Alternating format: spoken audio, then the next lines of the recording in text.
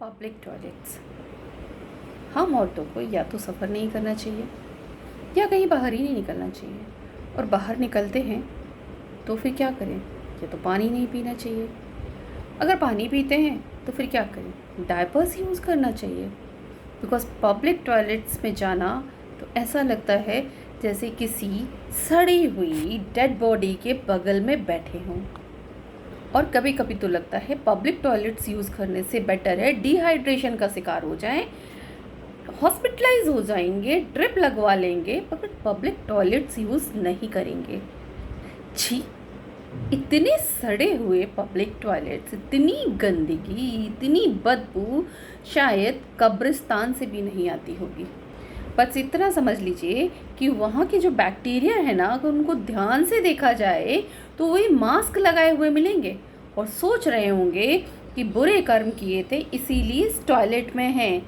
अगर अच्छे कर्म किए होते तो कहीं दही जमा रहे होते। बुरे कर्म का बुरा नतीजा उन बैक्टीरियाज के साथ में भी बेचारे।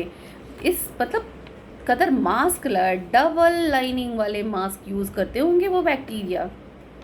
और तो और इन टॉयलेट्स में तो कॉकरोच भी नहीं पाए जाते, क्योंकि कॉकरोच भी सोचते हैं हमारे तो बहुत सारे बच्चे होते हैं, हम तो पॉपुलेशन कंट्रोल ही नहीं कर पाते हैं, और हम अपने बच्चों को अगर इनमें छोड़ेंगे तो हमारे बच्चे भी क्या कहेंगे, हम कैसी अपब्रिंगिंग अपने बच्चों को देंगे। छी, इससे अच्छा तो हमारी किचन की नालियाँ ही होती हैं, तो कॉकरोच भी वहाँ जाना अवॉइड करते हैं। ये हैं पब्लिक टॉयलेट्स।